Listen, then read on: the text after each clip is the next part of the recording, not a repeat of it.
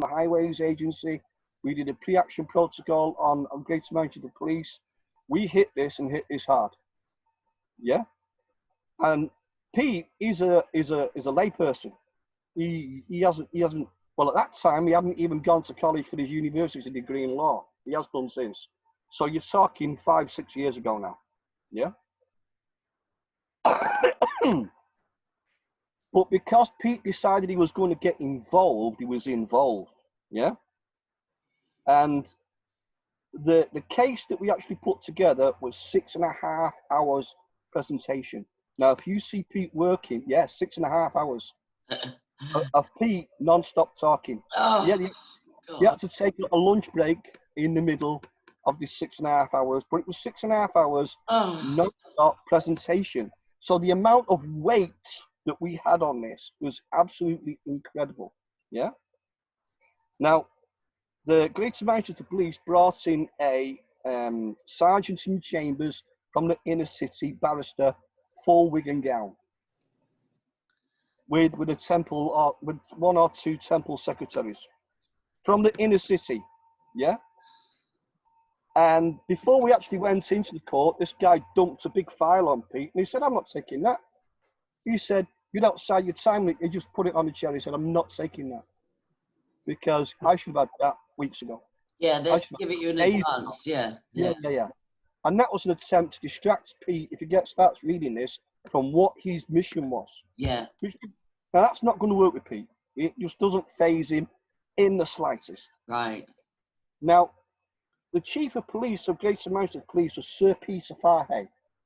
And apparently, on the same day, because this is the civil court, the High Court, in Manchester, on the same day, Sir Peter Fahey was in the criminal court. Well, he wouldn't have been in there personally himself, but there was a case in the criminal court against Peter Fahey. And apparently, there was a lot of MPs and MEPs in that court case.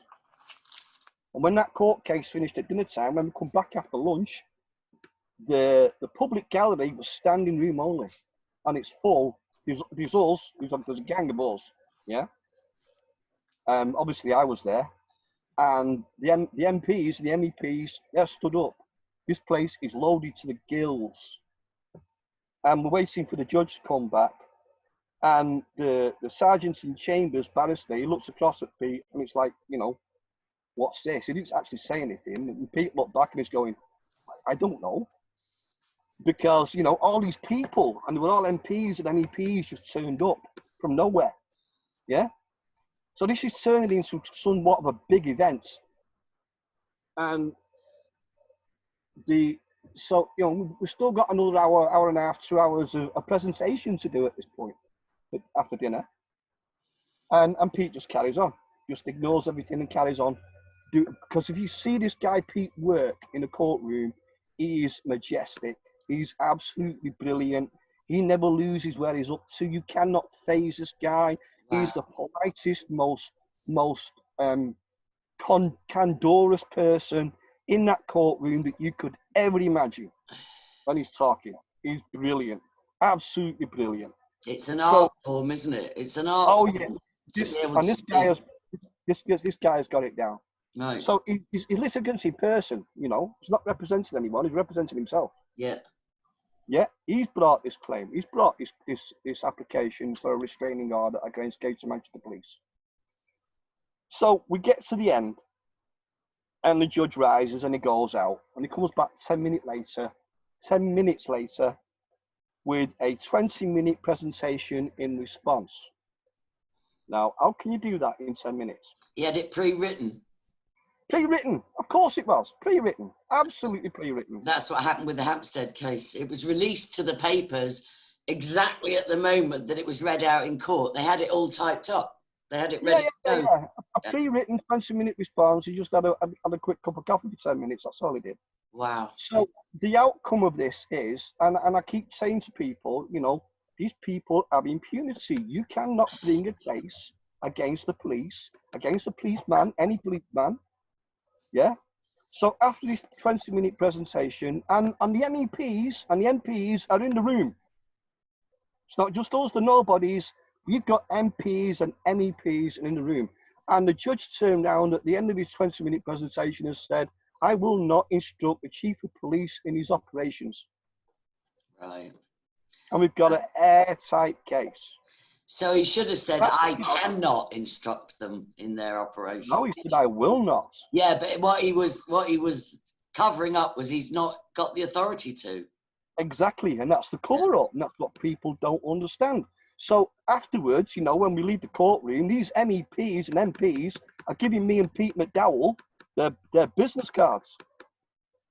Yeah, because they are fuming. They are distraught. Wow. Because of what they they've just watched injustice unfold. Yeah, they've just seen injustice unfold. Exactly. Yeah. Now, that was the pre-action protocol before the 176 cases come into the criminal courts. Yeah? Right. Yeah. Because this carries on after weeks and months, you know. So now we're getting to the point where there's a company in the UK called what's the name? It's a criminal defence company, and it's a big one in the UK. They do a lot of criminal defence. Robert Lazars, yeah.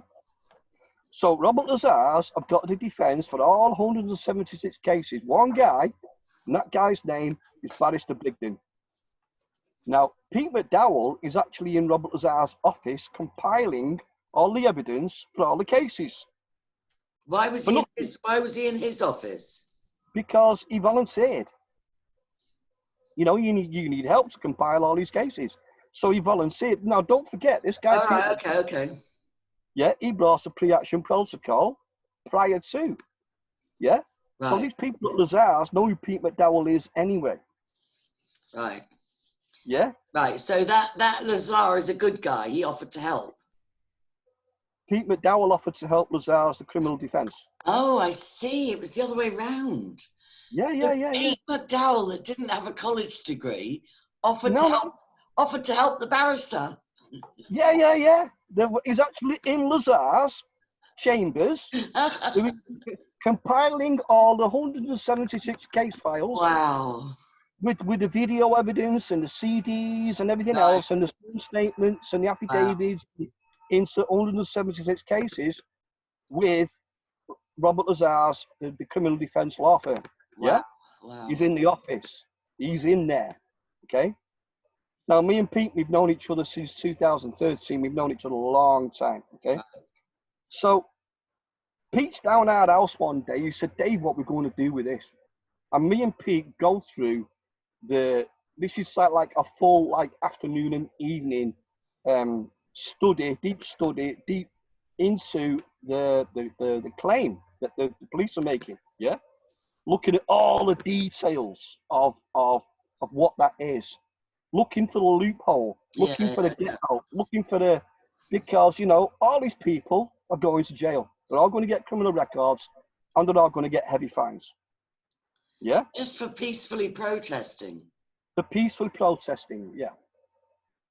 Because you know this is costing iGas a fortune, and you're talking hundreds. There's overtime on this job for the police assistance, for the police intervention. Yeah, you're talking hundreds of. Is it a fracking thing? Was it iGas? Were they wanting to frack? Yeah, they were fracking. They were drilling holes. Okay, got it. Yeah. Okay, so so Pete's at our house, and we're going through the case back at black. You know, we go deeper. I said, Pete, this is the prevention of a police officer obstructing a police officer in the course of his duties. That's his public duties. He said, yeah. I said, that's not what the police are doing. They weren't doing their public duties. They were protecting a corporation. Their public duty is to protect the public, protect and serve the public. Right. So the police have got to allow a peaceful demonstration. Yeah. And protect the people doing it. Yeah, exactly. Instead, they were protecting the gas company. Right. They would their right to frack. Got it. Right. I said, so that is your whole. Yeah. I said they are not acting in their public duty. No. They are acting in a private capacity Yes. as a security firm for IGAS. Yeah, exactly. As a private corporation giving security to a private corporation and pretending that they're public servants in the process of doing it. Yeah, I get that. You've got it. So, and Pete looked at me. He said, Dave, he said, you've just nailed it. I said, I know. Nailed it. Nailed it. Right. Yeah. So Pete is going into the office the next day, and we're getting very close on the first hearing. Yeah. Pete's going into the office the next day, as Pete does, doing what he does in the Robert Lazar's criminal defence lawyers, and he's got hold of this guy, Barrister Brigden. Yeah. Now, criminal defence lawyers are not on a lot of cash. Criminal prosecution lawyers, on the other hand, earn a fortune because they represent the state. So, you know, this guy, and so he's telling this to Barrister Brigden, and Barrister Brigden's like, it's like half a day. Pete McDowell took Barrister Brigden back to school for like half a day, talking directly to this barrister. Wow. And at the end of it, yeah, and at the end of it, he said, Pete, I need a smoke. He said, you got to. Now, Pete's unemployed, got next to no cash, but he's got a few smokes. Wow. This barrister, he gave up smoking years ago, and he needed to go out for us. That's how much we distressed. It shook him. Barrister Brigden. Yeah, yeah. Unlearn everything he'd learned. Yeah. We took him back to school. Okay. Wow. And Barrister Brigden was not happy to go into the criminal defence, saying that the police are criminals, which is basically what he would have to be. Yeah, because that risks his job and his career and everything. Yeah. His job and his career and everything else. So, Pete McDowell actually wasn't in the courtroom. He was scheduled to be in the courtroom, but he actually got sent away with the continued investigation by Robert Lazar, because they were having the chemical soil samples taken, and Pete took this chemist guy, soil sample guy, round the sites. Yeah. So he was coming in. Pete McDowell was coming in like right at the end of the first day, and he met Barrister Brigden coming off the lift. Yeah. Because he finished in the courtroom for that day. Yeah. Barrister Brigden was running up to Pete and giving him a hug. He said, Pete, you're a genius. He said, because I wasn't going with your criminal defence. He said, until I realised halfway through the first one that what I was saying was just not going to work. He said, so I switched it round. He said, I went with that criminal defence. He said, you nailed it. It's bang on. And over the next coming weeks and months, every single one of them, 176, was dismissed. Was case dismissed, not guilty. Wow. And there was one particular day where there was 25 people scheduled for that day, and Greater Manchester Police tried to withdraw that day's schedule. And Barrister Brigden said no.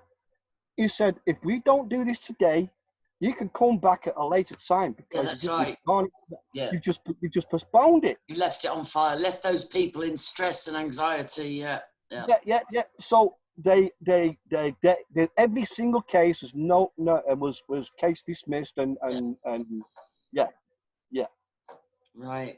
And they had to go through the whole day doing the presentations exactly as they would have done if the police hadn't tried to pull the cases. Yeah. But it still took all the day. Yeah. And every one of them, 176 people, were found not guilty. And did it hit the papers?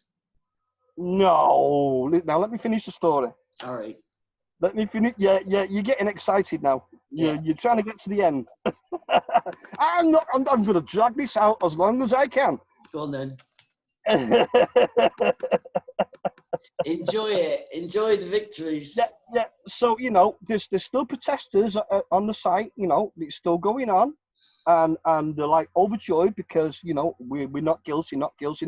And after all these cases are over, there is going to be a host of damages claims. And one of the guys that had actually ended up down a ditch ended up in hospital, he's been told that his damages claims will be enough to buy a house. You're talking serious damages claims, yeah? Yeah, and how did he incur his injuries? Well, he got manhandled by the police and he ended up falling down a ditch. Oh, right. Yeah, and he twisted his knee or something and he ended up in hospital. Right. Right. He wasn't that badly hurt, but, you know, he was hurt. There was an hospital record of the fact that he was in hospital. Right, okay. Yeah? Yeah. Okay. So, after all the cases are over, then you've got all the damages claims. Now, I don't know to this day how much that cost Greater Manchester Police. But that would have cost Greater Manchester Police directly for all them damages claims. And Sir Peter Fahey suddenly took early retirement. Wow. In other words, he got fired. Yeah. Yeah. In Ireland as well, early retirement is code for, you know. You just got fired, yeah. You just got fired, yeah. Right, so me and Pete, we got Sir Peter Fahey fired. Wow. With that criminal defence. Brilliant. Well done. Well done. So look, I want to start a process against PayPal because the trolls got to them again for a second time, and PayPal were foolish enough to send me an email saying we're terminating your account because of an undue risk of loss to ourselves by servicing you. So I want to fire them off a part 1 letter. He who makes a claim has the obligation to produce the evidence thereof. So I'll try and draft it myself based on the ones I've already done. Yeah. And I'll send it to you for editing, just if I've left anything out or made any mistakes. Okay, I think that's a good idea because you need to get your feet wet. Because so far, I'll study what I've done with the first 7, and I'll go through the first 3 stages with PayPal, because I've been following some people in America that are starting to take actions against Google, PayPal, Patreon, all these big platforms that just throw you off if they feel like it or if they get enough. Are they doing that in the court? Because, you know. Well, they've been doing it in the court, but they've been having some wins. And there's an interesting case going on with Patreon, which is a platform. And so they threw somebody off, and 72 of his Patreons said to them, no, we're not having this. You're interfering with this is tortious interference between us and the person we were supporting. So we're not having this. And Patreon's terms and conditions says you can't take a class action, and before any court proceedings, you have to submit to arbitration. So they submitted to arbitration, and they threw out the content creators arbitration because it was him, but they haven't thrown out the 72 people that said you've interfered with our contract with this content creator. So it's very interesting, and it's cost them millions already so far. They've had to arbitrate. It cost them about, I don't know, it's cost them millions. It's cost them at least 5 million, Patreon, to do what they've done so far. Yeah. And then they tried, even though their terms and conditions say you can't take us to court unless you go through arbitration first, and you can't take us to court in a class action, but then Patreon tried to take them to court. And it's like, hold up, So what I'm saying is there are people, and I was listening to the guy, Vox Day, and he was saying the reason these big corporations are getting away with it is because nobody fights when they get deplatformed. Everybody just rolls over, makes a YouTube video about it, and does nothing about it. So I want to continue. I'm ready to go to the next stage with Google because I've downloaded all my content from Google and I've opened a BitChute account. Yeah. So if the worst came to the worst and Google threw me off because I'm going after them legally, not legally, but with a lien, it's not the end of the world anymore because I've got all my content saved. I mean, I wouldn't like to get thrown off, but if they did, because since I spoke to you, they got cheeky again. They pulled one video down altogether, took it down, and they banned 3 more in the UK. Yeah. This was all like the week before last, all in 1 week. So I'm ready to go forward with Google, and I'll give it another week before I proceed with the cops. Well, we've already got the 3 first letters. We've done the first 3 on all 7 claims, but they probably think, or possibly think, because it's interesting, this guy is only getting the letter from May now in August. Mm-hmm. And that might be because he's just been put in charge and they're all getting moved around, and, you know, Anne-Marie Cagney's gone to Dublin and he's gone to the Eastern region, whatever, I don't know. But he's put his name to paper and they probably think Angie won't proceed. Do you know what I mean? She won't go any further. Well, the private, this isn't in the courtrooms. We do everything in the private. Yeah, We yeah. stay out of the courtrooms. No, but I mean, for a while they were scared, so they were writing me letters with no names on them. They were just writing me letters saying from Corporate Services Division or whatever, no signature, no name, nothing, because they were scared about these personal liens coming down the pipe. Oh, yeah. It definitely puts the wind up them. Definitely. But, you know, we haven't got to the 4th letter in that series of letters. No, and I want to do that, but I think I should give another week's grace for this evidence to arrive. And if it hasn't arrived by the end of this week, I'm going to have to act like it doesn't exist and keep going forward. Yeah, but that's with Google. You've got 2 or 3 things. You've got the police, you've got the DPP. Yeah, but it would all be a different scenario if and when the evidence I'm expecting arrives. That throws all that out of the water, and then just going after people is just a matter of paperwork then, because I've proved my case. It doesn't throw the DPP and the police in your computer. Oh, no, they're still wrong. It's 2 years today that they've had my computer and 2 laptops. 2 years I know. today. The point I'm trying to make to you here is, okay, you've got evidence against this guy that he's a paedophile. But that doesn't affect his claim against you for yeah, but if somebody's claiming online harassment and I'm able to come to prove this is a paedophile, Your Honour, then the harassment claim doesn't stand up. It's like Jimmy Savile, you know, and Lord McAlpine and all these different people suing victims that said he raped me, and then they turn around and sue the victim for defamation or something. But it's the truth. You know? It is the truth. You know, I'm not arguing the fact that it's the truth. Yeah. What I'm saying to you is, I don't think the fact that this guy actually is a paedophile and he is guilty as hell is going to have any bearing on his claim against you for harassment. Oh, it's got to. It's got to. Who's going to give credence to if there's the evidence I believe there is, and this man is on video raping his children? What judge is going to give him credibility or credence or court time? Really? And if they did, their career would be over. Their career would be over. I would agree with that. You know, I would agree with that. To a degree. It's like, can you imagine the headlines? Proven child raping, baby murdering, wins harassment case against journalists. It would be just ridiculous. When you're talking about someone like Damon, who's protected by the state. Yeah. You know? Yeah. They'll cut him loose. If he becomes too hot to handle, they'll cut him loose. They will. Yeah, they'll cut him loose, but they won't allow the case with your evidence. They will say you can't bring your evidence at this stage. No, well, but the truth is, if this pans out as it's supposed to, the evidence has been released to multiple people, not just me. It's been sent a copy to me because of the court case being attempted. Now let's put that back in the criminal defence with that evidence. If you could get it in the courtroom, because they've got to prove. Yeah, it's got to be admissible. It's admissible. Yeah, it's admissible. To do harm against this guy. Yeah, and that's why I think they won't let it go to court and that's why they've never prosecuted the mother or the boyfriend. They call them fugitives from justice. But the boyfriend is very open about where he is. He makes videos from where he is. And the mother could be tracked down like that. They don't want to arrest them because then they would be allowed to bring their evidence to court.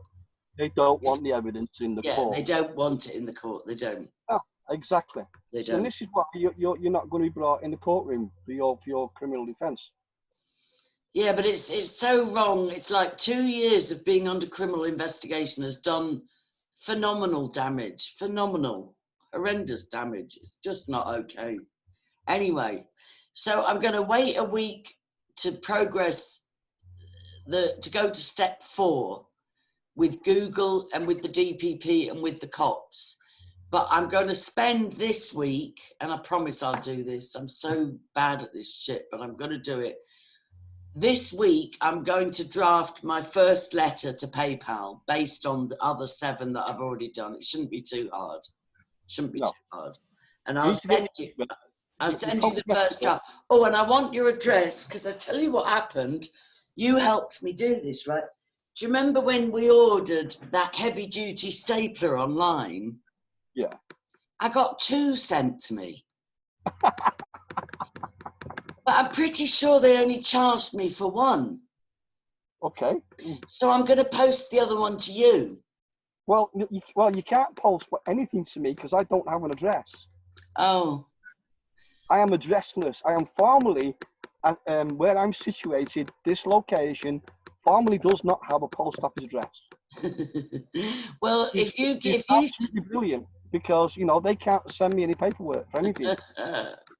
If you send me anybody else, but I've got 2 of these. I've got 2 of these big. In fact, I've got 3, because with a similar story, I ordered one.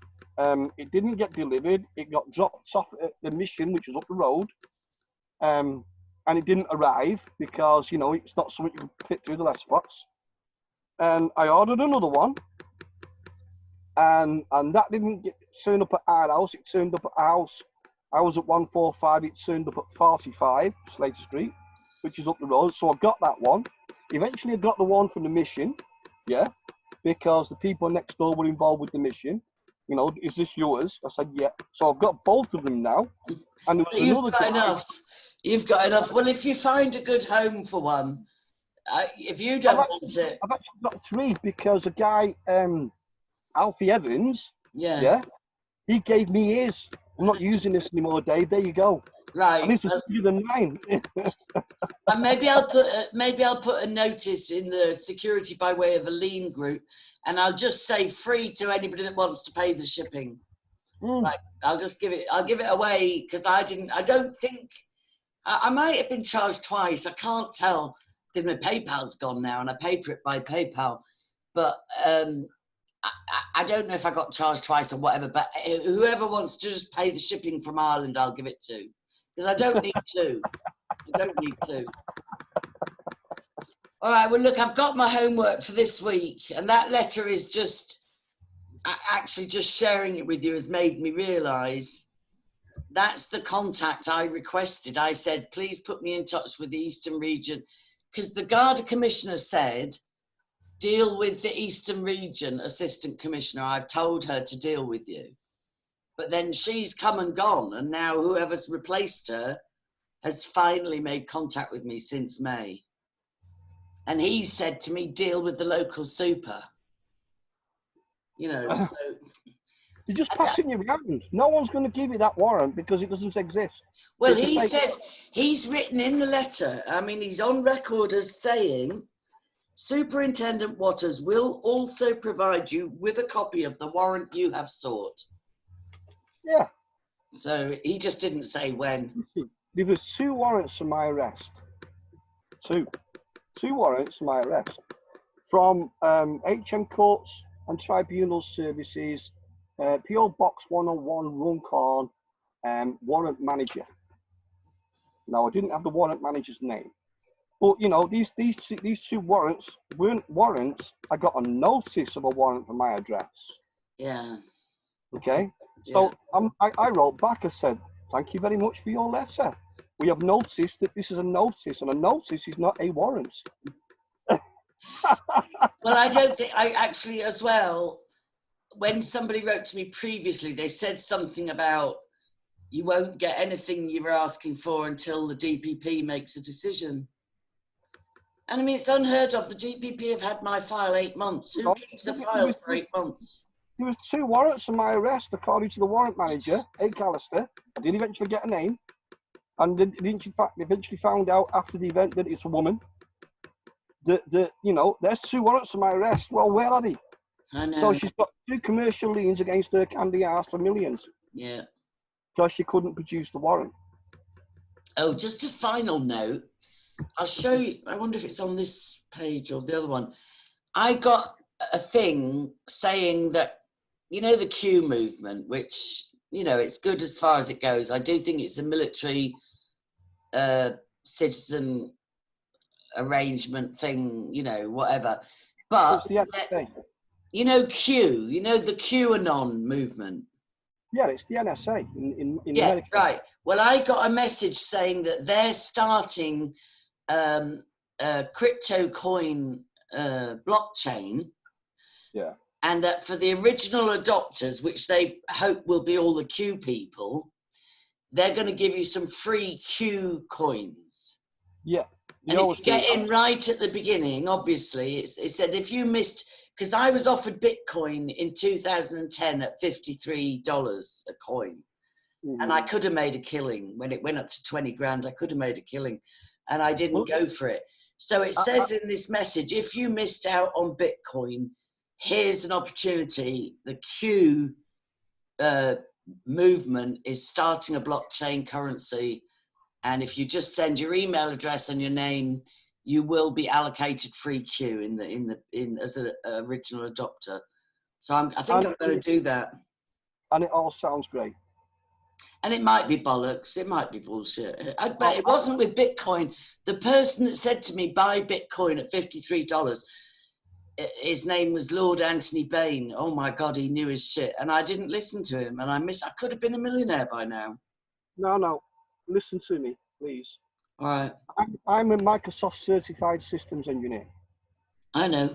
As you know. Yeah. You know, I built the servers and the banks. The MOD and all that, yeah. Ministry of Defence, right. So I know my stuff. I'm no dummy in this world.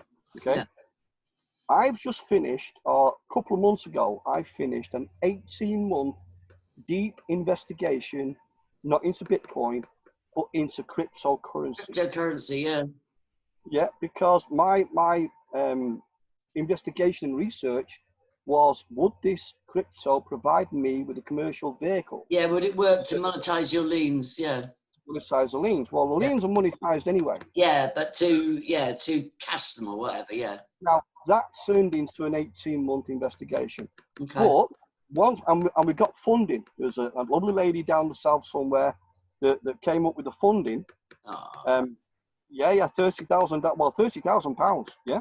Oh, bless. Oh, she's a lovely woman. Absolutely diamond of a woman. Yeah. She's 70 years old as well. Oh. She's gorgeous. I say 70, that'll be me in 7 years. Oh my God. Anyway, so we got the funding like best part of a year after I'd actually started the investigation, which means now we've got to go back and start the ball rolling again. You know, the two offer contracts are a year old. So we do a full investigation, again, we contact everyone, and we're going through a process. Now it's not just me anymore. There's a team of us, you know. Yeah, good. There's Davey Johnson, an American, Andy Devine, Vivian, me. So if we're having a meeting, if we're talking to the developer companies, there's 4 or 5 of us in that meeting. Yeah. Me taking the lead because I'm a technical geek, but you know, we're not just we are a concern now. Yeah. That's great. Yeah, that's great. So we're in Zoom meetings talking to the technical people, programmers, and we have 2 or 3 of these meetings, and then they send us a contract, having discussed everything and they understand everything, and that the contract itself is diabolical. Okay. But then the last meeting that I had with, and I can't remember what the company was, I was actually talking directly to a top boffin crypto programmer. Okay. The actual guy that does the coding himself. Yeah, okay. But that knows his stuff. All right. And because I'm in conversation with him, you know, we need this to function in this particular way.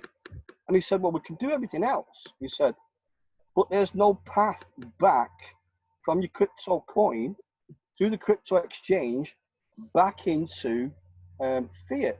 He said, you can sell your crypto coin to anyone that's got any fiat currency, or you can sell it to the bank. I said, I'm not interested in selling this to the bank. I said, I want to do a direct transfer back into fiat from my crypto. he said there is no path to do that at this time. So everybody that's bought crypto, now I want to simplify this as much as I can. There's a crypto vendor and there's a crypto buyer. He's the investor. The Yeah, crypto I followed vendor, it a bit, and there was a way through places like Coinbase where you could convert it to currency. You could convert it. You could either get a credit card with coins on it, and you could use that credit card to pay for stuff that would accept Bitcoin, or that you would could accept actually the crypto. convert it to dollars. You could actually convert it to currency. Well, there's a lot of bullshit out there, okay? There's a lot of people talking crap, a lot of hype. I'm talking directly to a boffin. Yeah, no, I program. believe you. I believe you. It's just strange that he says there's no way, no pathway to connect it to fiat currency, because with Bitcoin there is. No, there isn't. Well, It there doesn't matter is. if it's called Bitcoin or lithium or Eon or pink fish. There is no route path back to the crypto exchange. If you go through a broker like Coinbase, Even if you go through a broker like Coin, they're just a broker. but they somehow did have this way of anyway, look, I'm not going to argue, because I tried to open a Bitcoin account even when it was at 2,500, and somehow I couldn't complete it. I've got a Bitcoin wallet, but it wrecked my head, and I just walked away from it. I just left it alone. Yeah, so let me finish that Sorry, synopsis. okay. All right. If there is no direct route back, because I'm not looking to sell these Lian coins to somebody else who's got some fiat. I'm looking to transfer it directly back to fiat currency. And if there is no direct route back to the crypto exchanges, then everybody that's bought crypto, that's it, you're done. That turns the whole crypto world of crypto, then turns into a multi-level marketing scam. Yeah. And everyone Yes, how can I offload my crypto? You know, how can I offload my crypto and make some money on it? Because people don't realize it doesn't convert into fiat currency. Wow. And that's the con. And that is just bleeding the fiat out of the fiat into crypto. Wow. But let's not forget the crypto vendor has got the fiat.